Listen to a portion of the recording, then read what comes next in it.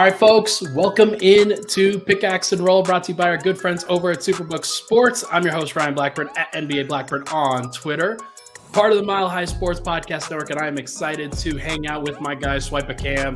We're actually going to do something very interesting today. We're going to do a preview and then a recap after this game tonight. So we're going to go live twice, both in this particular time slot and then directly after the game, maybe like 30 minutes after the game.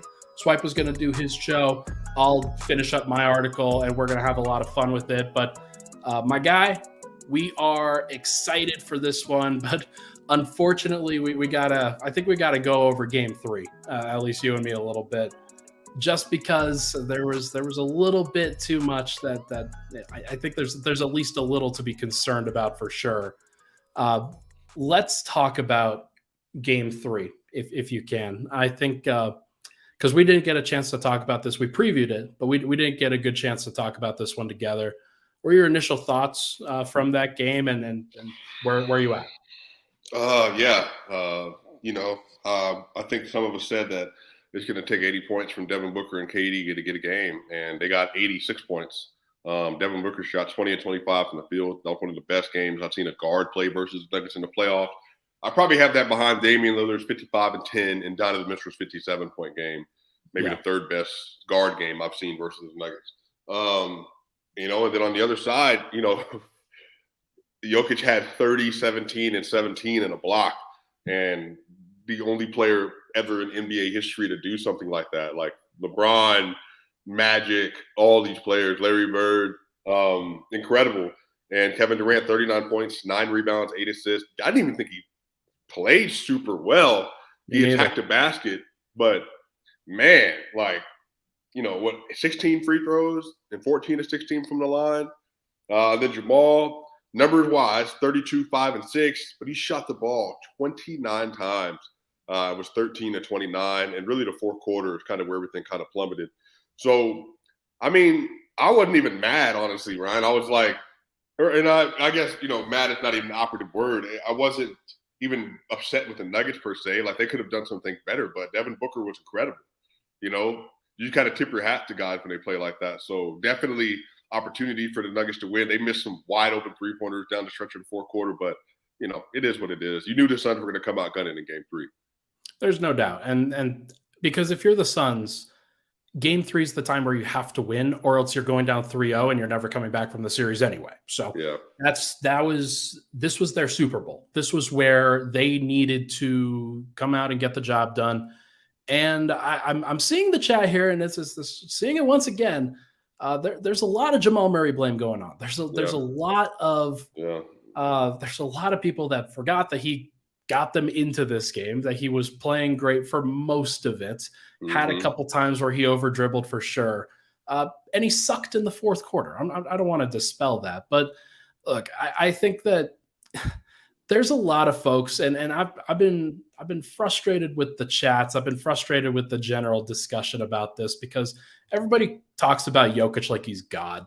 Everybody talks like he didn't sometimes struggle in that first Minnesota series, and then ultimately had some great games. There's no doubt about it. But like, Jamal was the guy that helped get them over the top in several of those games, and like it's frustrating to me because I look at this and I look at, okay, Aaron Gordon and KCP combined to go 4 of 17 in the game.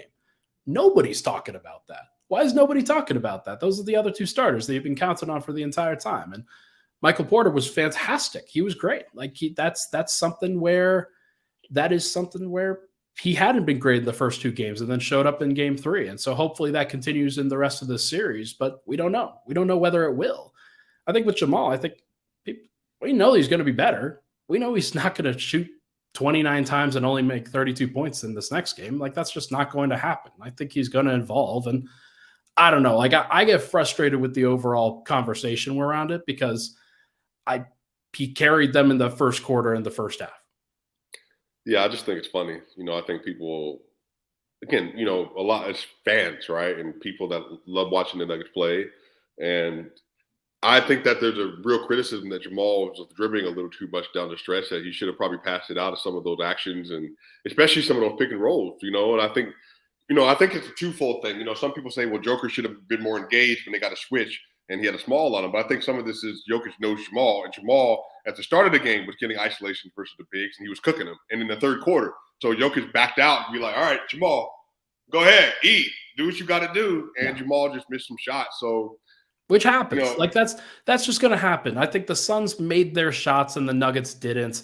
And I honestly think that this is more of a Nuggets defense issue rather than a Nuggets offense issue, because think about all that happened and they still put up 114. Like it wasn't like they had a bad offensive night or anything. And it just wasn't good enough this time around. So I'm more worried about the defense than I am about the offense personally. And I think that Jamal has some of those issues as well. So like we're going to get into all of it, but it is frustrating for everybody to try to boil it down to like, oh yeah, it's just this, or it's just this. There's a lot of it. Everybody can play better. Well, Jamal is 1 of 15 from 3 in his last 2 games. He was shooting 46%, which sucks. 3, and then he plummeted to 37. And I'm saying y'all right now, whatever the over is on the Jamal Murray threes, take the over tonight, because I guarantee you he is not going to shoot that bad from threes. And again, 3 for 15. And they won, and then 13 to 29, and they barely lost. And again, a couple of those shots go down the stretch. We're having a completely different conversation. So yeah, Jamal is still growing as a point guard, and you can tell. Like I even said it, on Twitter. I think he needs a little bit more Steph Curry in his game at times, a little more off-ball movement. But it happens. Like Golden State Warriors fans, they complain about Steph Curry not being aggressive enough far too more often than people realize. So I think it's just, you're working through the playoffs and trying to figure out how to get there. So I expect a better Jamal tonight. Yeah, no doubt. It's going to be a little bit different. I also want to mention that the bench for the first time was a big minus this time around. And it's hard for me to point out to like why that was specifically. Kevin Durant and Devin Booker starting in the fourth quarter in a 7-0 run was a part of that. That was definitely part of it. There's no doubt about that. Bruce Brown missed a clutch 3 in that middle of that fourth quarter where you're running down the left lane. I was thinking to myself, and I remember that stat where NBA University put out that he's like 50% from the right corner and he's 13% from the left corner. Crap. Wish he was on the other side of the lane this time, but it is what it is. No, it's sometimes that's just how the cookie crumbles. And Phoenix earned that game and they played a bunch of minutes. They played a bunch of guys. There was an opportunity where I thought Jamal drew a charge on Devin Booker, and it was a clear charge. Even the head of officiating said it was. Apparently not. I guess not. But it's very, very frustrating on that. But look, I mean, I think that everybody's going to play a little bit better in Game 4. I think that the Nuggets know what the counters were that the Suns made, and that's going to be a little bit different this time around, and the things this time around. Well, let me ask you this. They went to Jock Landale over DeAndre Ayton, and there's been a lot of discussion about Ayton throwing a hissy fit during that Game 3 and after that Game 3. Where are you at with that? And is that something that Denver can try to take advantage of here? I just think it's hilarious because Monty Williams is, sometimes like Coach Michael Malone, for instance. Michael Malone has a better relationship. I would say a much better relationship with MPJ than he does with Monty and DeAndre Ayton. They've never had a fallout like that Game 7 last year, right? Yeah. But MPJ knows situationally that Bruce Brown will close over him at times because of defense or whatever. The problem is Ayton doesn't have that relationship with Monty, and Ayton was already getting booed by the Suns fans. There's stuff happening in the media. People are asking questions about his effort. And then on top of that, he has, a couple bad plays, and then they take him out for Jock Landale. And I'm just like, bro, they need Ayton in this series. And if Ayton is not mentally there, you have no chance. So I feel like Ayton definitely could have played better. I just don't love the way that he's kind of being scapegoated. Like he's the core of the Phoenix Suns issues. But, I mean, excuse me. Bless you. Yeah, he has to play better tonight, man. But I'm not going to lie, bro. When I saw as soon as Jokic got that, the ball got tipped out of Ayton's hand. Jokic got that floater. I knew as soon as Monty went down the line that Landale was coming in. I was like, bro, I don't know how they're going to establish this. It's funny, man. Like It is interesting. I do think that they found some good things with Landale, just doing the right stuff within their offense and executing what they wanted to execute. I'm surprised that Joker didn't go to the post a little bit more in that situation. I'm surprised that he didn't try to like. I mean, there were times where I thought he would be a little bit more aggressive, but they strictly went to two-man game in that Yeah. section with a bunch of Jamal Murray ball handling, and like I thought that was the wrong decision, but I also know that like it's not just Jamal's call in that situation. Like they can dictate it. Like, hey, we think that you should probably try to get the ball to Joker in the post. Jamal's not like he's not. I see a lot of like he's selfish. He would definitely pass the ball to Jokic. Where did this switch on Jamal come from though? Like I just think it's so funny. Like when was he ever known as a selfish player? Like, and it's not selfishness. I think what people have to realize about basketball sometimes, Ryan, is they have a system. Their system is built around in the fourth quarter in a clutch situation, a two-man game. Yeah. When Jamal has his shot going, which he did in the first three quarters, sometimes he's going to be a little more aggressive as a scorer or as an on-ball creator. But again, the game before when he didn't have it on, he was forcing the ball to Joker, and Joker had to get him into some action just to get him to take a couple shots. So right, it's just figuring out your rhythm. And Jamal, again, he's 26 in his age, but he basically missed 2 seasons. So if you have all that, he's a little behind in some ways, but he's still playing incredible. I think sometimes people just have to like take a step back and be like, they're figuring stuff out as they go. But they still have the same complaints about Devin Booker. If tonight, if they lose this game and Devin Booker if he goes 1 for 6 down the stretch, they're going to have things to say about Devin. Like, Devin, you got to get a better shot here. You can't try to keep hitting contested mid-range two-pointer, even though that's his shot profile. But that's just what happens in basketball. Yeah, there's no doubt. And maybe it was Joker getting hit in the nuts. Maybe that was it. Maybe campaign was just maybe it took Joker out of his rhythm or something like that. But I don't know. Like it, and I hope people don't have this as me coming across like Joker was fantastic in this game. He was unbelievable. This was more of a stylistic choice that I think Denver would have benefited from rather than anything else. That's all I'm trying to say on this front. And I always think that Joker should be the guy who dictates a lot of that stuff, and I felt like Jamal was dictating it for sure. If Joker doesn't, then Jamal will is kind of where the two-man game comes from. So will see. Before we wrap up Game 3, what are your thoughts on the first 30-17 game in NBA history? I mean, it's unbelievable, man. I noted the passing in that first quarter. He had like 7 or 8 assists in that first quarter. I thought, holy cow. Like some of the passes that he's throwing, it's unbelievable. And the blind pass that he threw to KCP in that second quarter, when he came right back into the game, he's just standing at the top of the key. Nobody has any idea what's coming. And like the funniest reaction was Kevin Durant because it was like, oh shit, like just waiting for the ball to come past his face. Like it was hilarious to see. And like I love when Joker gets into the passing mode. There's no doubt about it. Unfortunately, I think that there were more opportunities for him to put up points. And that's not like it's not a criticism. It's just a stylistic thing. Like, how can you criticize the first 30, 17, and 17 game? Like, where's anybody doing in that situation? But no, he was fantastic, man. He's unbelievable. And it is funny that like Booker gets deservedly as much love as he does for the game that he had. And Joker may have had a statistically better game.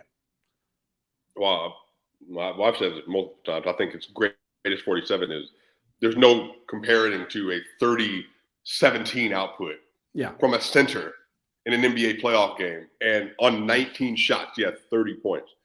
So and then if Aaron Gordon hits that three-pointer, if Michael Porter Jr. hits that three-pointer, if Jamal Murray hits that three-pointer, we're looking at 20 assists.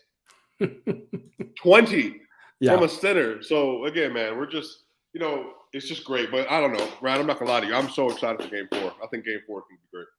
Well, I was curious. I was going to ask this one question here.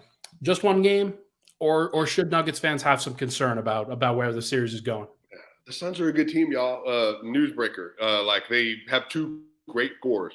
And their whole formula is Devin Booker and Kevin Durant going off for winning. And they scored 86 points together. So I'm saying that if they don't do that, they don't win. So the Nuggets on the other end, they are 2-1. They have 2 double-digit wins, and they have an opportunity to get a 3-1 game lead tonight in Phoenix. And again, you have Joker, who literally, I think in this game, I think Joker is going to turn on that scorer mode because he's going to try to put them away and get it done in Denver. So Jamal also was 1 of 15 from 3. Jamal's been one of the best 3-point shooters off the dribble, off the step back, off the catch, and pull up in the playoffs. And he went 1 of 15 in the last 2 games. So, I think it's going to be a good game. But again, the Nuggets have 4 games to win 2. That's the thing I want people to realize too. They have 4 more games to win 2 more games to get the series. No doubt. No doubt. They can make that happen. And I think that's probably the right call. Even if Denver does lose game 4, they still have 2 more home games like in this series. Like that's always a great, exciting thing about having home court advantage and about taking care of business when you need to. Denver, if they get 1, then they have an opportunity to close this thing in 5. If they don't get 1, then they still have an opportunity to win both of the home games, and that's going to be okay. But I think that I could get the sense that there's some momentum building behind the Suns right now, and deservedly so, because when you see 47 on 20 of 25, you're like, holy cow, can they actually stop them? I think that Denver will be better defensively in game 4, and we're going to see how. So, yeah, I agree. Should be good. All right, folks, let's take a break here. When we come back, we are going to discuss game 4, previewing it in full. But first, everybody, this podcast, as you know, it's brought to you by our good friends over at Superbook. Baseball is back. The push for postseason is here for hockey and for hoops. Make it all count this spring with Superbook Sports. Superbook is the best wagering app around, with a direct line to experienced bookmakers behind the counter in Las Vegas. Plus, get a $250 bonus when you sign up, deposit, and wager in the same day. Don't let spring pass you by without winning money with Superbook Sports. Visit superbook.com for terms and conditions. Gambling problem, call 1-800-522-4700. We will be right back on Pickaxe and Roll.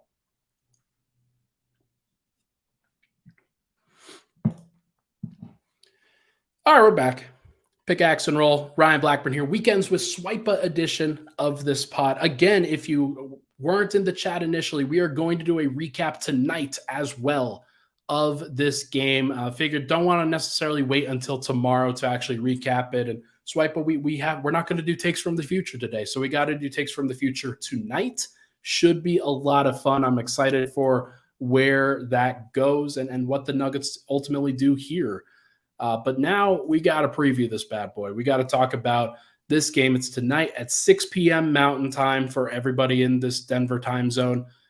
There's a variety of questions that the Nuggets have to answer, of course. I think the Suns, when they went all offense as much as they did, made things easier for Denver or for the Suns to score as much as they had to. And they did. They got the job done at home. So my question to you is, can the Suns replicate their offensive performance from game 3? Yeah, they could be even better offensively. Again, they didn't shoot well. They shot 25% from 3, 47% from the field, something like that. Something like that. So if that's the case, yeah, they can play better, and I think they will. But again, a lot of this comes down to, again, Porter was 6 of 10 from 3. Jokic was 1 of 2 from 3. And outside of those 2 players, nobody else on the roster, for the most part, really shot super well. So I think a lot of this comes to Murray was getting downhill, attacking the basket in the first half. Jokic has an opportunity to cook inside.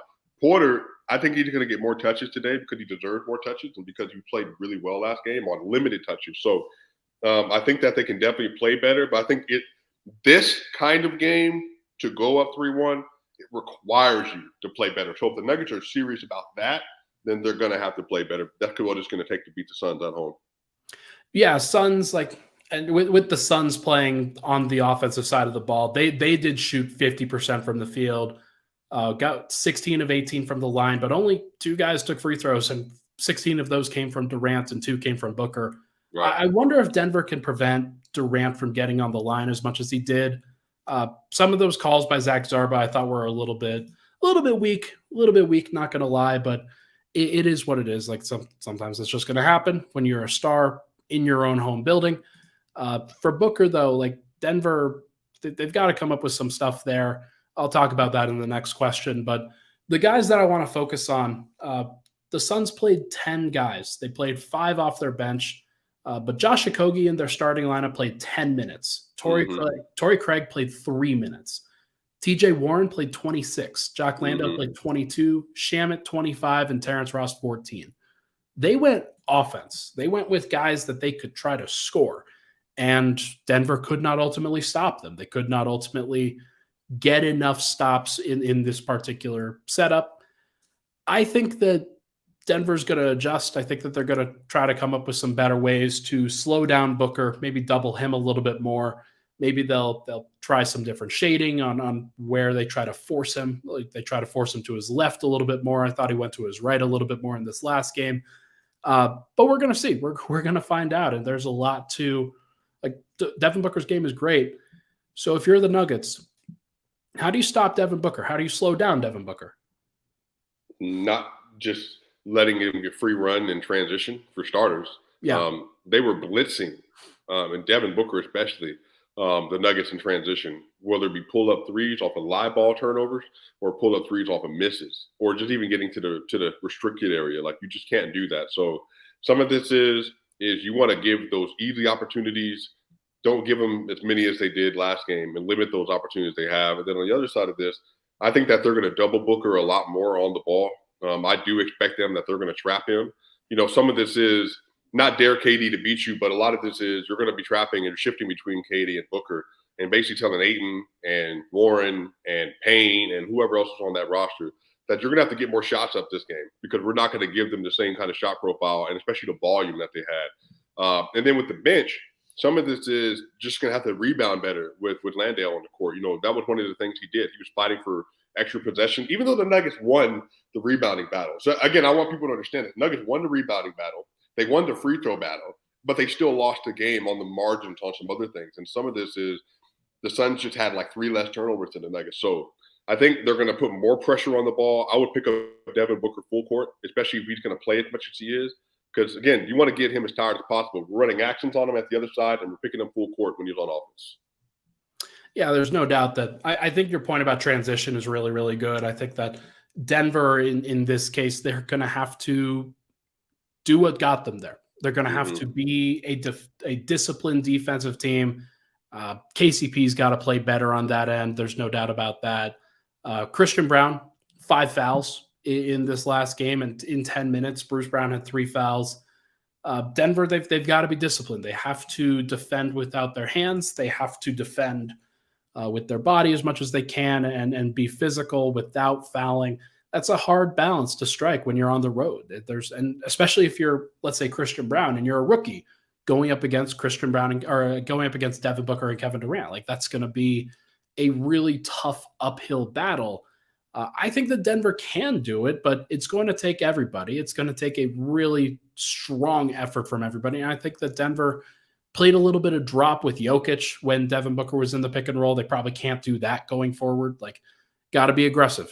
Jokic has to be up at the level as much as he can be. And whether it's a physical thing or not, like, I think that he's got to be as engaged and involved in that defense as possible. And I don't think he was as engaged and helpful in the defense this last time around, though he did have 17 rebounds, and that obviously helps make up some of that difference.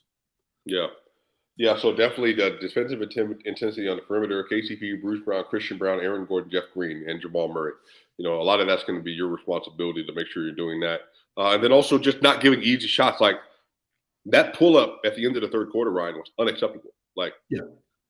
And then they lost Devin Booker at the start of the game in the first quarter in transition. They lost Cameron Payne in transition for a wide-open three-pointer.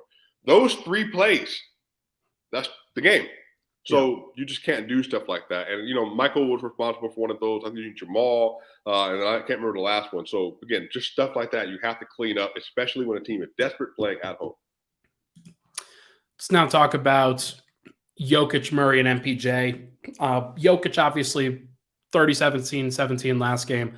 Murray, 29 shots, probably going to take fewer than that this time around, but you never know. Like, maybe he just goes 20 of 29 in this game, and we'd have a completely different game, and maybe that's the thing. That'll be fun. But let me ask you this: where are you at with this trio, and what are your expectations for one or each of those guys? Yeah, they all shot really well. I think Murray and Porter. Porter had 3 turnovers without having any turnovers in the playoffs. Three Yeah, turnovers, 2 in the first quarter.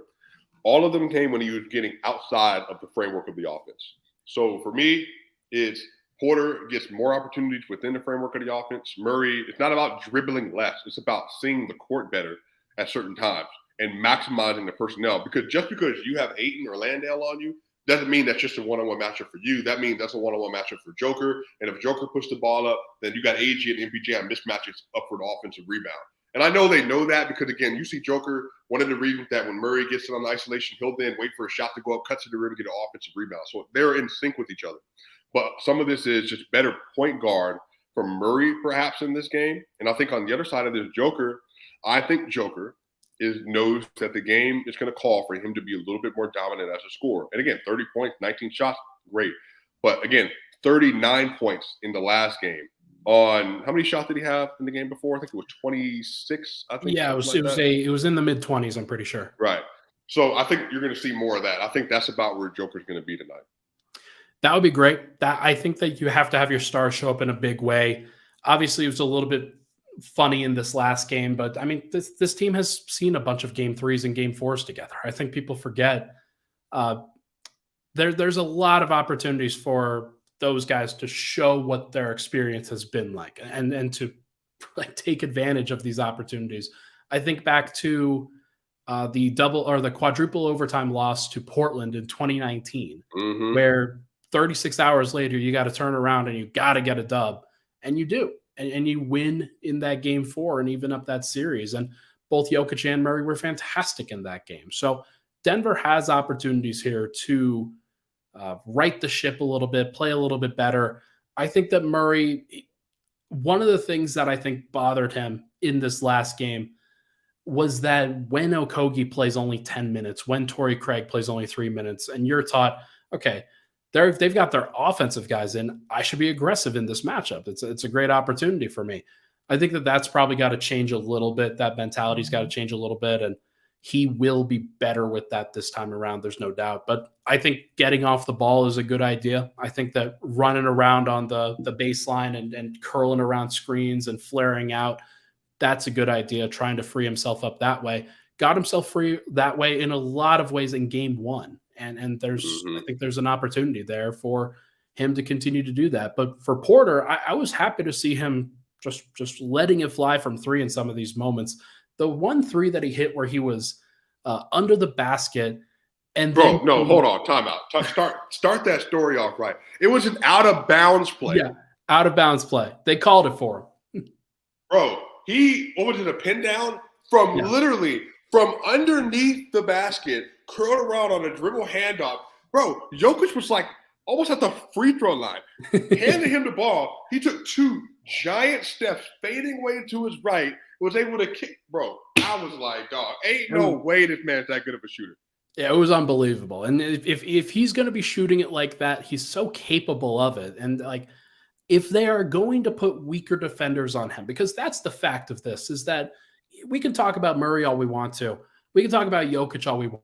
But they've been putting weaker defenders on Porter for the entire series. And Denver they didn't take advantage of it in the first 2 games. They did take advantage of it in game 3, but it was probably a little bit too late. I think that if game 4, if this rolls around and they've got TJ Warren guarding him, like, what are we doing, man? Like, run him around screens and get him free so he can hit some shots.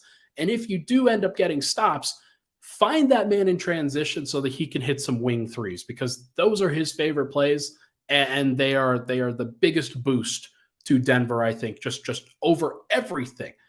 Getting him out in transition and hitting a big-time bucket. Bro.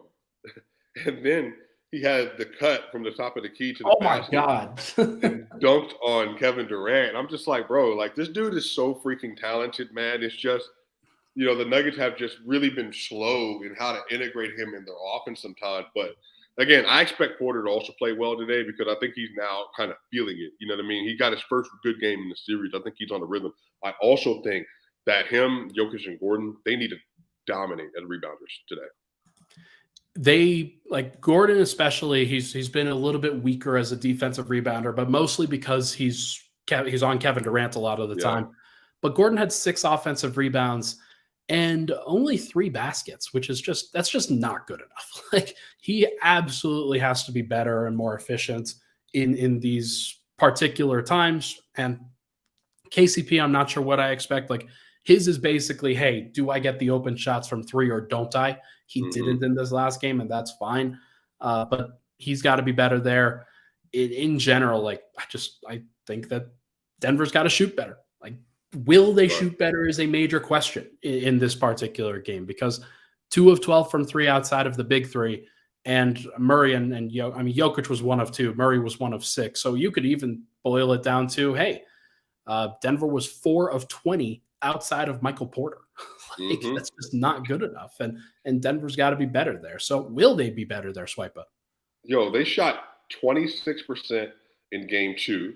Then in the Nuggets in game 1, they had a good shooting game. They shot 43%. And then I think they shot 25% in game 3.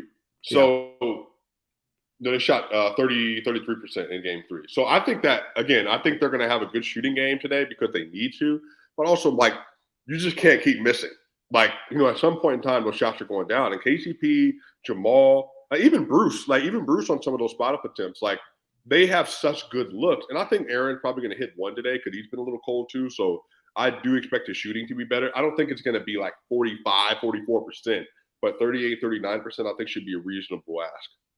There's no doubt about it. And like, that's what it boils down to. In Denver, their system is a lot more holistic in that, where Jokic is going to spread the ball around. Murray, as often as he gets called selfish, like he's not, like he tries to set up teammates as well and has had a better passing season than he's ever had before.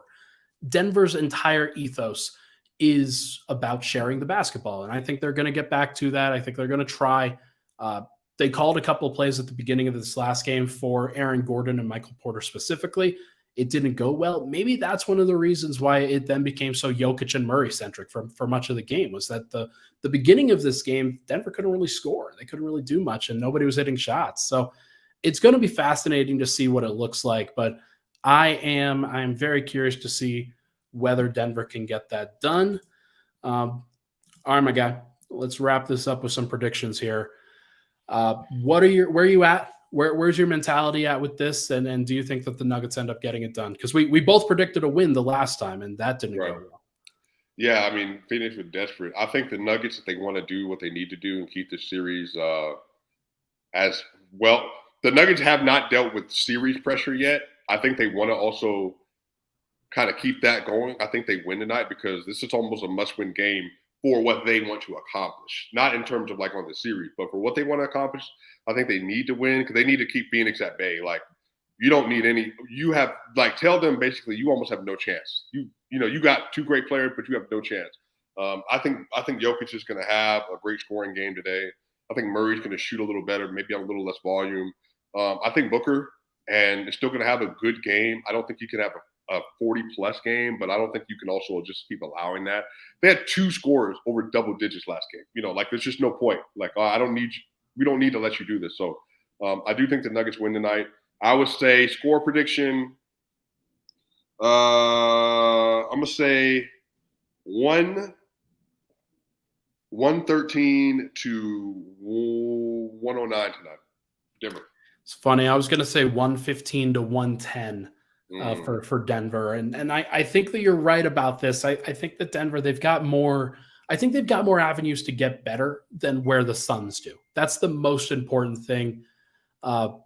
It's just going to be fascinating to see how Murray responds to this. Like, I still don't think that he played great in this last one, and he has an opportunity to make good on that. He has an opportunity to be better. And like, he's always responded in these situations. And I think Jokic, every time he needs to raise his game, he does every single time. And it's very, very rare that he doesn't actually do that. And I think this time around where they are trying to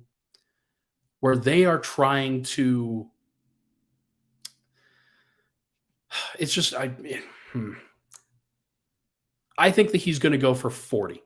I think that Joker goes for 40. I think that's where I'm kind of at with this, is that as opposed to previous times, that's what I was trying to say. Jock Landale, DeAndre Ayton, like that matchup is going to be a little bit different. And I think the Joker is going to start to force double teams in a manner that he really hasn't really in these playoffs, because so many of these